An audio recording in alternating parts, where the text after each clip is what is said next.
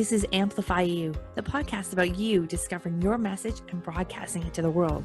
If you're a coach, author, or speaker, you'll want to tune in. If you're looking for the best return on your time investment to get your message out to the world in a bigger way, we're giving you full access and behind the scenes look of how we're running our podcast, how our clients have found success, and what you can do to launch your podcast today. The world needs your message. I'm Michelle Abraham, the host. Join my family as we unleash your unique genius and find the connections you need to launch your adventure today. Join us and let's get amplified. All right, Amplify You family. How are you doing today? Michelle Abraham, your host here today, and I'm bringing you a fabulous guest on this Ask the Expert interview. I have Meredith Bell here with me. Hey, Meredith, how are you doing?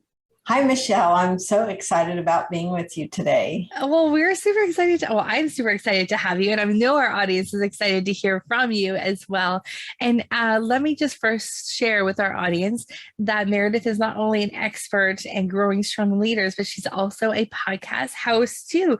So she's got a podcast called Grow Strong Leaders Podcast, and you can find that on all your podcasting platforms. So I just wanted to let our audience know right out of the gates that you are a fellow podcaster too. And so a lot of the great things we're going to talk about today, especially communication skills and growing and connecting with your team as a leader, come from when you start a business as a solo entrepreneur. You growing your business, you're scaling it, you're bringing on team members and vendors and contractors and all sorts of things.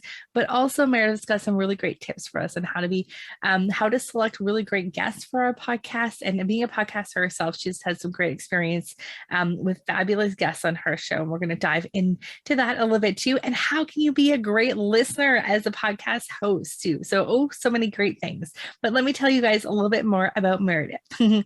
Meredith is a co-founder and president of Grow Strong Leaders. Their company publishes tools and books to help people build strong relationships at work and at home. Meredith is an expert leader in team communications, the author of 3 books, and the host of the Grow Strong Leaders podcast, as I mentioned. She co-authored her latest books, Connect with Your Team, Mastering the Top 10 Communication Skills, and Peer Coaching Made Simple, with her business partner, Dr. Dennis Coates. In them, Meredith and Denny provide how-to guides for improving communication skills and serving as a peer coach to someone else. And you can get all of those details about her book and her podcast at growstrongleaders.com. So Meredith, we are excited you're here, and let's just dive right in. Sounds good. I'm ready. Awesome. All right. Well, first thing that I want to know is how to be a great listener, because I know this is something that our podcasters' ears may have perked up when I said, how do you give a listener as a podcaster? Because I made a big mistake, and I'm just going to share with everyone at the beginning. When I was interviewing someone that was of a celebrity status to me, when I was a podcaster, I was so focused on the questions that I did not listen to any of his answers at all. And I was so worried on what the next question was going to be. So how do we be a great listener? You know, Michelle, that example you just gave illustrates how important it is, in my mind, to be prepared as a host. Mm-hmm. And my goal is to bring out the unique brilliance of a specific guest.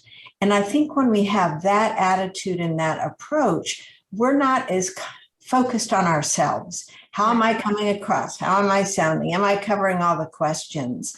I always tell my guests, I prepare questions in advance, but a sort of left brain, right brain, right? I like to have a structure, but that's just to help me get familiar with the specific topics that I want to discuss with the person. If we go in with the idea we're going to have more of an organic conversation, because my personal style is not asking every guest the same set of questions. Right. I want to structure questions that are going to bring out their enthusiasm, their expertise, because the more animated they are and passionate they are, the more they're going to serve my audience. Mm-hmm. So I think the key thing about listening is to get the focus off myself and put it on my guest. In that way, I'm not forgetting what they're saying. In fact, I can build on it. I don't have to ask my questions in the same sequence. If I have a general idea of what I would like them to talk about, then I can look for opportunities to naturally flow into another question. So I think that's really the key. It's the opposite of what you did, really. Instead of focusing on the questions, focus on that person and think about just having a regular conversation with any individual. If you're going to be a good participant in that conversation, you have to be paying attention to what they're saying, how they're saying it, so you can go deeper with follow-up questions that make sense in the context of the conversation. Absolutely. I know how annoyed I've been when I've been listening to a podcast and I can hear the host go right to their next question without like, oh, but I want to know more about what that person just said. Like, can you just ask them what I had to go deeper there, right? Yeah, it's funny because the example I gave you was when I was doing a summit and when I launched my podcast, that was intentional that not to have the questions pre-scripted and the same questions every episode. Just love for that natural flow of conversation so much better. It just comes across so much nicer for the audience to listen to. But I think you get so much more value from your guests as well. Mm-hmm. When you're growing strong, when you're growing a strong team and you're becoming a strong leader, what does that mean to you, Meredith? You know, that I love that question, Michelle, because again, it requires me to get the focus off me and onto this other individual. Who is this person in front of me? You know, what talents, gifts, strengths are they bringing to our business that can not only help our business, but help them? Because, you know, with the great resignation that's going on, a key reason people leave is not feeling valued or appreciated. And so I think that's such an important aspect of bringing out the best in others. That to me is what's really important. It's weighing what does the business need and how can I utilize this person's strengths in the best way to cause them to grow. Grow strong leaders on purpose, because people feel more fulfilled when they have the opportunity to expand from what they already know and try new things and be challenged in a way that doesn't set them up for failure, but sets them up for success because they know you're with them. You know, you're on the same side of the table, you're cheering them on. And I think that that's a really key thing for bringing out the best of people and then having them make the best possible contribution to your business. That's fascinating. Now, I've always wondered, when you're saying grow strong leaders, are you talking about only the people in the leadership of an organization, or are you talking about like every employee becoming their own leader or becoming a leader? The latter. Okay. The latter. We did that on purpose because, you know, there's just so many words, grow strong leaders and teams. Yeah. Do that. But our intent really was for both of those people who have a leadership, you know, formal leadership role or title, but also everyone has to grow as a personal leader of themselves in order to live the best possible life and make the best possible contribution. Absolutely. Do you find that when you're growing your business, or, you know, some of our podcasters are listening today are starting a podcast, they've got a business, they're entrepreneurs, they may be bringing on other team members like I have in the last few years and growing their team. How do we switch the hat from being the solopreneur to now having a team and making sure we're hiring people for the right roles for their personalities where they can really excel in them? That was a very loaded question. You can do that in a couple parts. Well, you know, here's the thing. I recently interviewed someone that made a statement that made perfect sense as I reflected on it. He said, we don't hire for technical skill. We hire for the person, the personality, and as well as the values and the character traits. Because you can teach any person who's motivated a specific technical skill. Of course, finding out up front, what is it that they are most passionate about? What gives them the greatest joy and satisfaction? those kinds of questions help you get a sense of where would this person best fit? Is there a fit for them? And also getting at some of those traits that are the intangibles in a way, like persistence, that pursuing and sticking with something in spite of challenges or failures, getting people to talk about, well, tell me of a time when you faced a really tough challenge. How did you handle it? What did you do? Or what's the greatest failure you feel like you've ever experienced in your life? How did you recover from it? Those kinds of questions, when you start listening, allow you to really see what is this person bringing, to the table? What's the potential there? And just knowing that there's a values fit.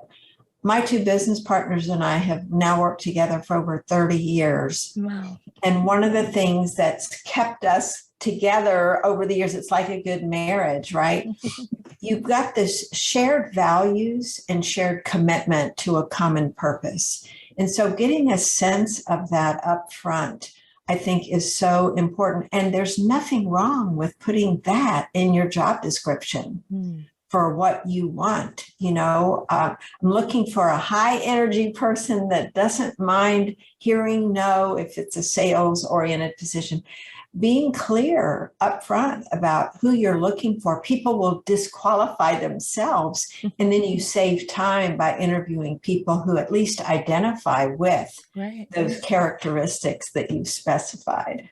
Interesting. It's almost like if you paint the picture of the ideal work environment and put that in the ad, and then people that are applying are going to resonate with that ideal situation too. And I'm so glad to hear you say that it's okay to hire from the personality. I've always hired people for the personality and their values over the skills that they've had. I always felt like you can teach them the skills, but some of those innate values, they're a little bit harder to teach or not teachable at all.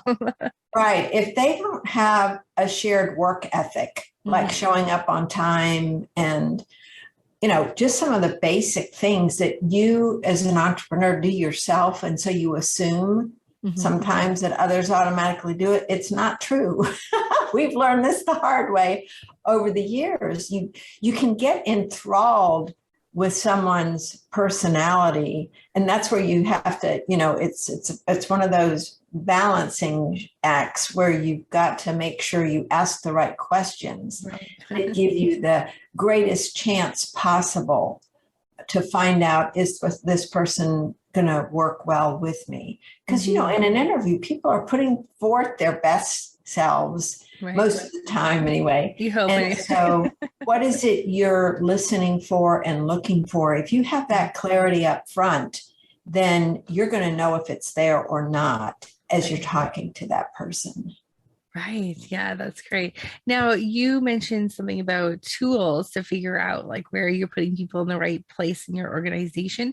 Is there a particular tool that you use that you found that to be really helpful? No, it's more of I think, series of questions. There's all kinds of different assessments, that you can have people take too, from, DISC to Myers-Briggs to, well, there's just so many that help draw out what are this person's natural strengths. So that can give you a sense of whether it's a fit with what it is you're looking for, and just being able to be honest with someone. If there are certain, and this is where doing that thinking in advance is so important, and to ask ourselves, what's the number one thing that's most important to me for the candidate that I hire to have? And then what's number two? What's number three? So, your list of must-haves, and I'm not talking degrees, right?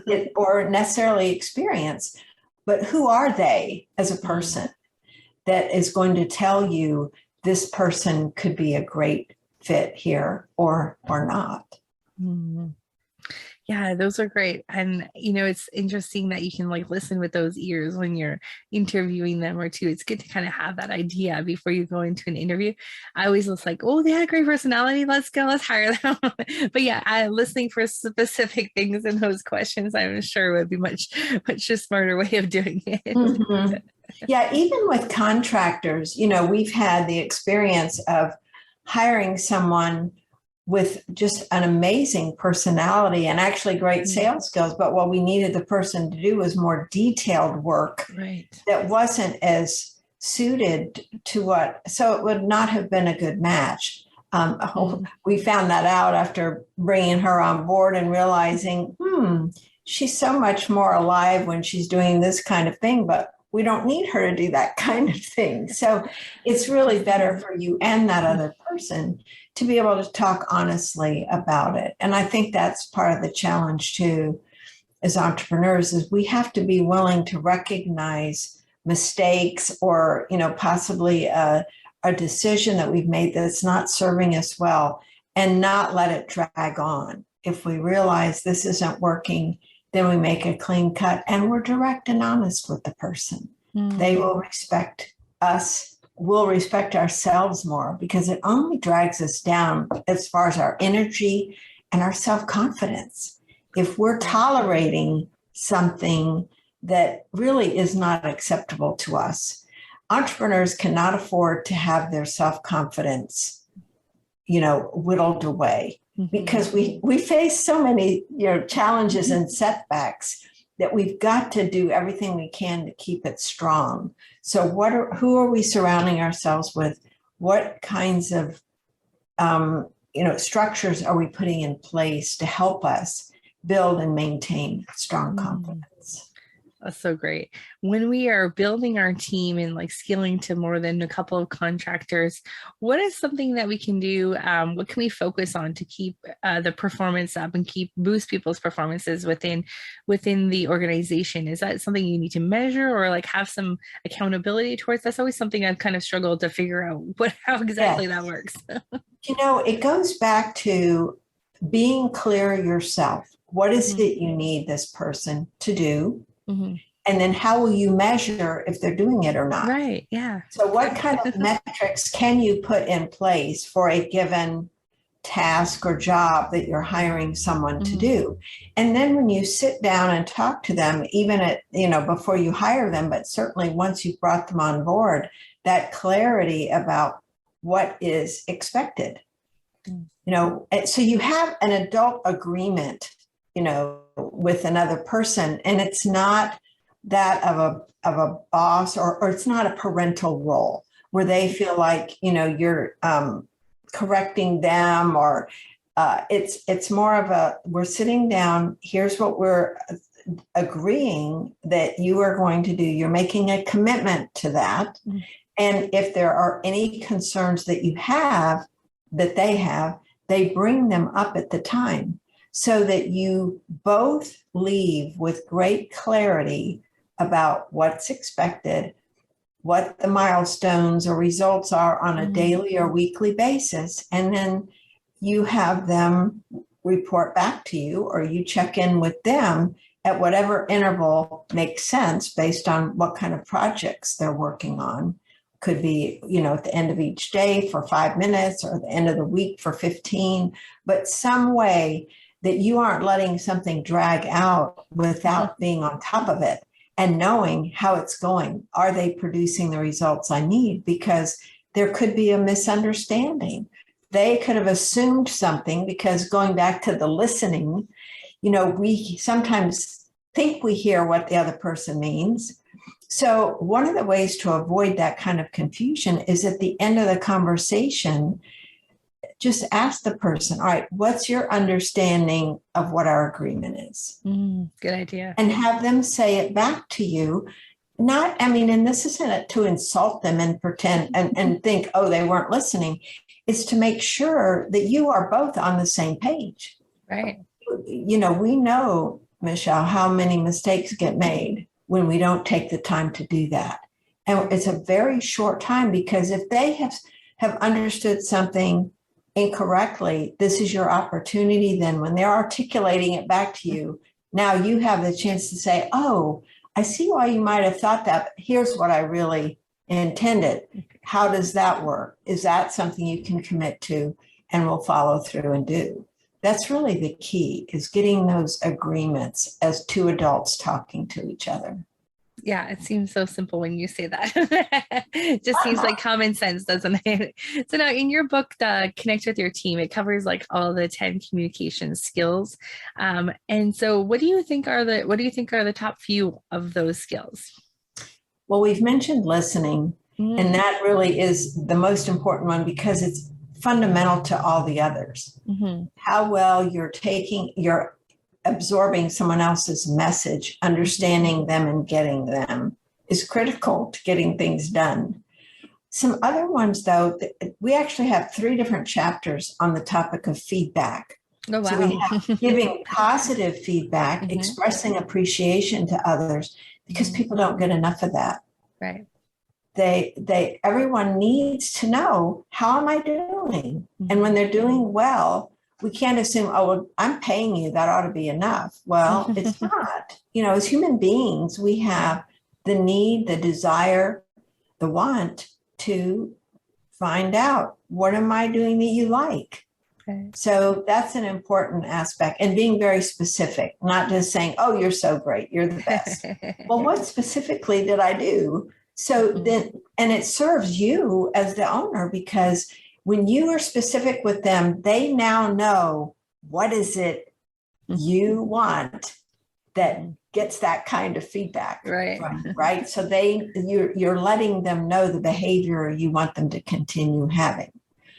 Giving constructive feedback is often tough for people because they don't know how to do it. And therefore, many times we stuff our feelings and our thoughts and we just tolerate. And then one day we explode and people are wondering, where did that come from? And so what we want to do is identify, where is the situation where someone has made a mistake, not followed through. There's something in their behavior did not match what we were hoping would happen, right? So there's a shortfall there. So addressing that as quickly as possible so it doesn't fester and they understand what it is you want. And so starting out with something to set the context with the positive, because there's, it's not all negative. There are a lot of good things they've done. So you can set the tone by saying, Michelle, most of the time you are so incredible with our customers. They love working with you. I noticed today there was a time when you had this impatient tone in your voice, and it looked to me like Mrs. Jones left very unhappy.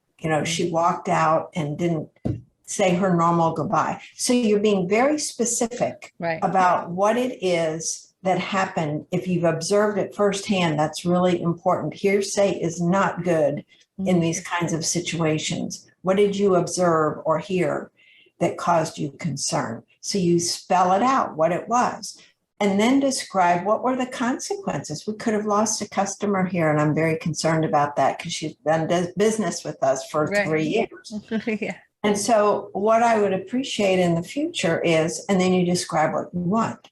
Right. Now, in between that feedback, if you do have someone that's typically a high performer and they've fallen short, I would put in, gee, I noticed you were really short with that person today. What's going on with you today? Have that human caring and curiosity to allow the person to say, maybe they got some horrible news that morning. Maybe their child was up all night and they didn't get any sleep. We don't know. Okay. And so rather than assuming, well, she doesn't care anymore, or he has a really bad attitude, get them talking. Because what that does is it gives them a sense of fairness, that you're not just trying to jump down their throat and correct them. That's one of the things we often can fall into, especially if we're parents. Set them straight, let them know what we want, right? Yeah. But we can do it in a way, in a tone that really is off-putting. So if we can ask ourselves, how would I receive this information if someone else were saying it to me in this way? Right. Or another way to say that is, how would I like to be told this information if I were the one that had fallen short. Right. And I like that sandwich theory where you say something that they're doing good in between that constructive and feedback. at the end, Michelle, the other part of the sandwich is saying, I'm here to support you. And getting their agreement. Again, it's that agreement thing. Yeah. Here's what I need from you in the future. Are you willing to commit to do that? So that we find out, where are they? What, and get their commitment. That's great. Not? Yeah.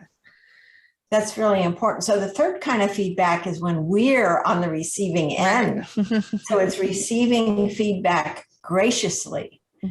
Because we all have blind spots. And if the people who work with us don't feel free to be honest with us or feel that it's safe, we're going to make a lot more mistakes than we might have otherwise.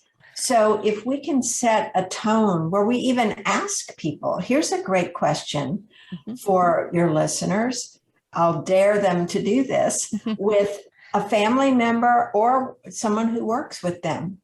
What's one thing I could do differently that would improve your experience working with me or living with me? Right? So what's one thing I could do differently? You're not asking them to criticize you. Or all the things you did wrong, right? It's not an open invitation to discuss everything. No, it's inviting them to say, here's what I would like to see from you. Maybe I tend to interrupt people. Maybe I get a facial expression that causes them to think, and she's not happy I'm talking to her. And that happened to me one time. Somebody gave me that feedback. When I walk in your office, you look up and it looks like you're really angry that I interrupted. Well, I was just concentrating on what I was doing and I didn't make the transition, So asking for feedback proactively is really valuable. And then when someone dares to speak up and has the courage to share it with you, listening has got to be in there. You need to be open to hearing, be curious, be neutral, and don't be preparing your defense. Right. You really want to hear what they say, because the next words out of your mouth when they have shared what they want to share, 2 words. Thank you.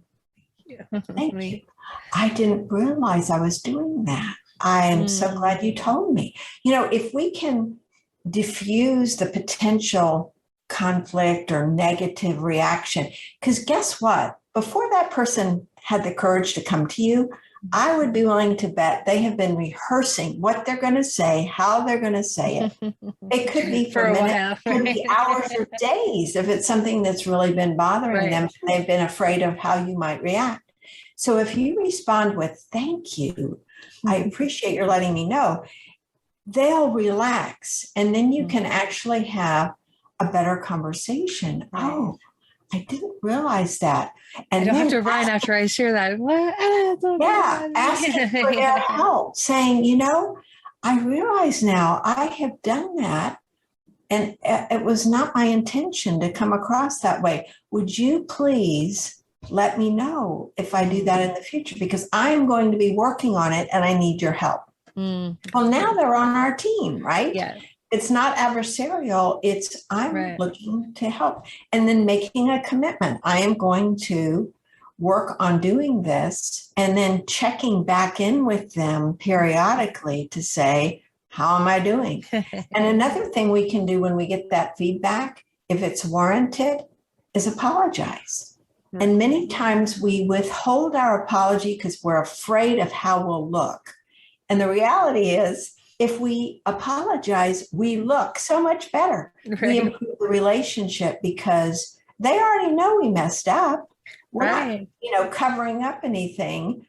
And then when we are willing to apologize, we make it safe for them then to make mistakes or tell us if they make a mistake instead of trying to cover it up or blame someone else. It's that whole honest environment that we're creating. Well, it's great because it makes the door open for them to also communicate freely with you and not be afraid of you jumping down their throat and saying something. But it helps everyone keep that communication door open. I love that.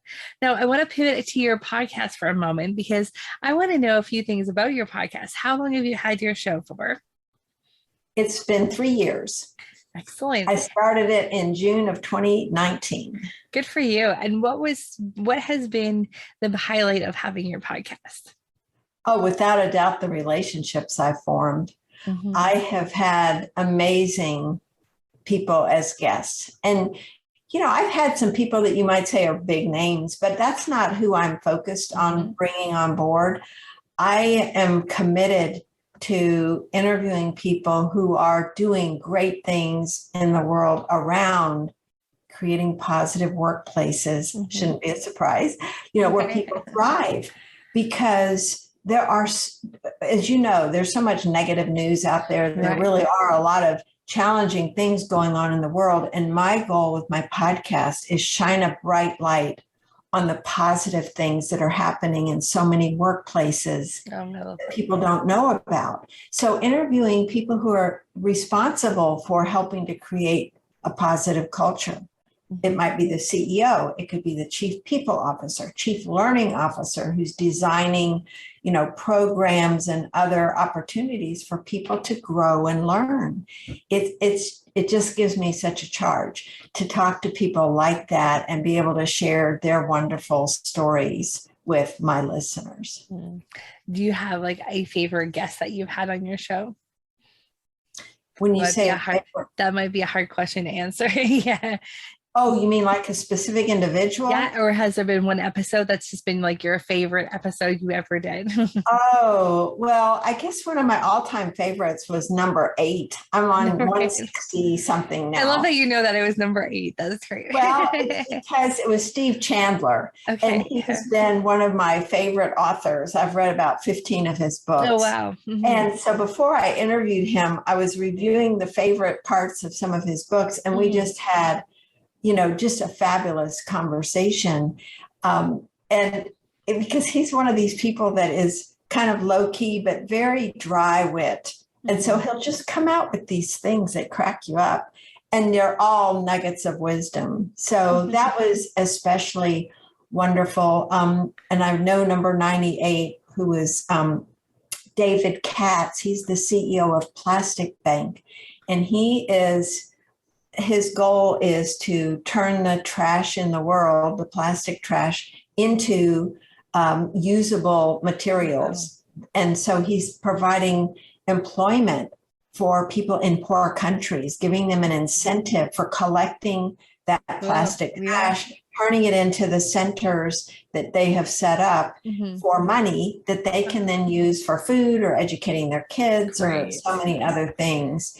And then they work with a supplier there who turns this raw material into pellets or whatever substance that can be used by manufacturers. Great. So it's just wonderful. And he is focused on his own, who he's being in the world and helping his whole team be their best selves. And I just love the self-evolving that he's done and that he's encouraging in his people. So those are just 2 quick examples. Those are amazing. Yes, they sound amazing. So many wonderful episodes. And how cool is it, the platform of podcasting, where you can interview someone who's like, you've read 15 of their books and now you get to have a conversation with the author, right? Like there's no other platform you can do that on. I think that's so cool. Right. And never hesitate. This is one of the things I would encourage your listeners. When you do read a great book and you think, oh man, I'd love to interview the author. Well, guess what? Every author loves getting to talk about their book. And so many times I've reached out, like with David Katz, I read about him in a book and reached out to him on LinkedIn and said, I loved what you said about visioning in this book, and I would love to connect with you. And after he said yes, then I wrote him back and said, I'd love to have a conversation with you. I didn't even ask him to be a guest initially. I was asking, how can I be of help to you? So I introduced him to other podcast hosts first. And then I said, well, I would love to have you on mine. So, so having a reason why, I think, is so important when you're approaching someone. But, I think of it this way, Michelle, the worst they can do is say no. Well, I already don't have them booked on my show. So if they say no, I'm no worse off. Right. Sometimes we build up these fears in our heads that keep us from asking the people we'd really like to, be involved with. Also, a warm introduction is always great. If you know someone that is connected to that person and they're willing to make an introduction, of course, that's ideal. But you don't have to wait on that. You can just reach out. Yeah, so cool. And I love that, the platform, you hardly ever get no's. Not many times do you hear no's, right? And that's what's so cool. Everyone wants to be on the podcast. Now, you said something earlier on in this podcast that piqued my interest, and I want to hear a little bit more about this. So you said how to make sure you have the right perfect guests for your show. And I want to dive into that a little bit before we let you go today. Sure. I've learned this because I've been approached by so many people that want to be on my show now since I've been around a while. And when you have clarity about who is your best guest, it's easier to, respectfully say, no, that's not going to be a good fit. So I think the clarity for me has been around two criteria. One is, could this person sometime be a client for us? Could they be interested in buying our books for people in their organization or buying one of our software tools?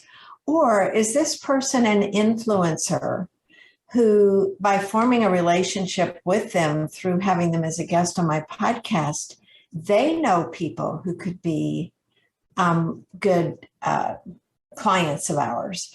So I think those two criteria, whatever are the right ones for you, but I think those two generalized ones are good.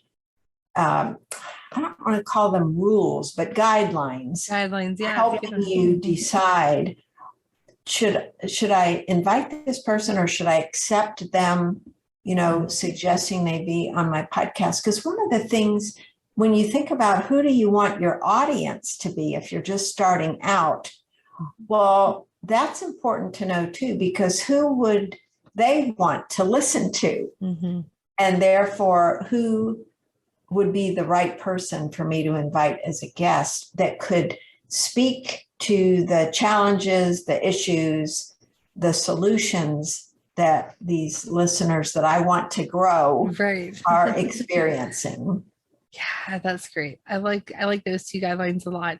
And it also leaves you to be a little bit more decisive, like you mentioned, in your conversations, instead of just accepting everyone who wants to be on your show. And instead of just saying, yeah, everyone's a fit, now you're delivering content that's so much more valuable to specifically to your audience. But I love what you said also about, could they be a potential client?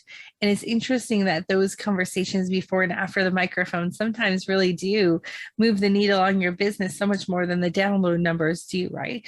It's really interesting. Yeah. And it's interesting how now the whole lot of the podcasting industry doesn't really talk about that, but it really is true. Those conversations that happen before and after the mic, if you got the right guest there, really do. You could walk away with a new client or a new connection or a new, something. In fact, here's the rule I do have, and that is I always have a pre-interview call with my future guest, because I tell them up front when I make the invitation, I say, I like to bring out the unique brilliance of each guest.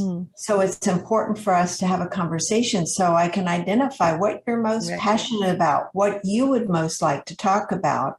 And then our conversation gets created from that. And that's where what you just said is so true.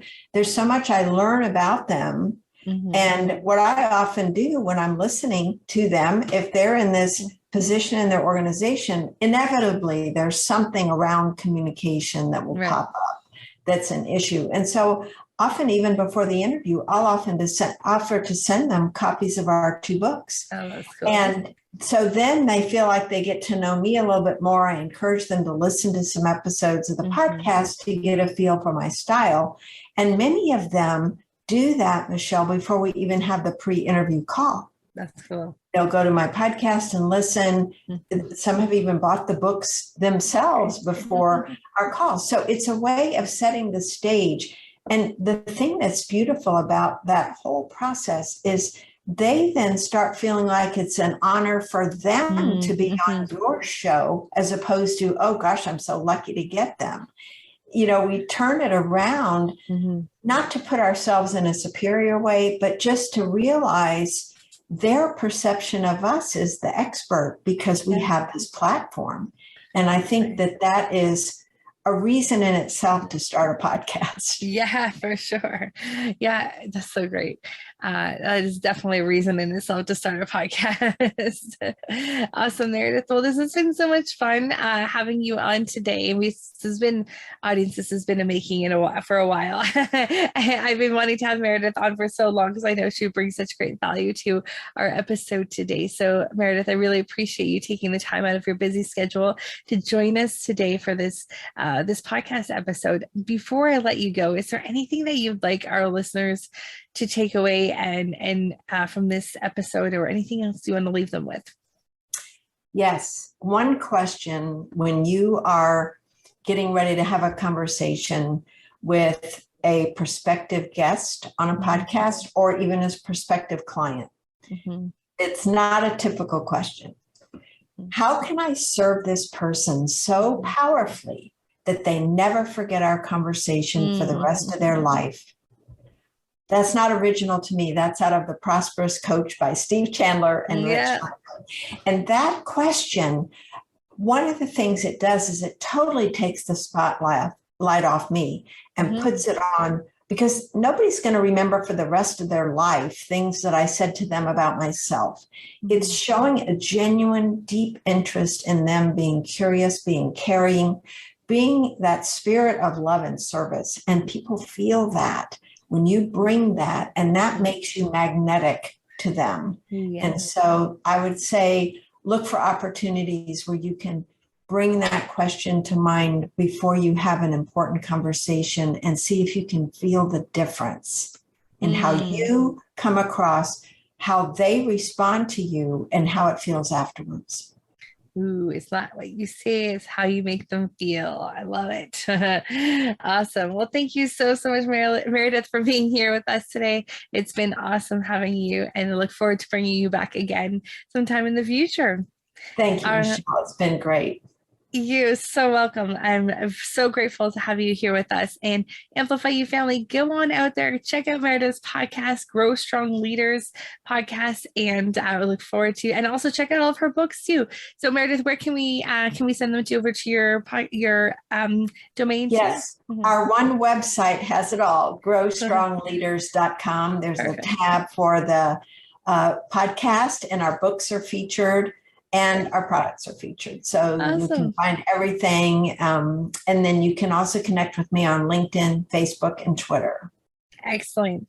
Thank you so much. And Amplify You family, make sure you reach out to Meredith and have a conversation with her. Invite her on your podcast. All right, you guys have a great week. Thanks so much.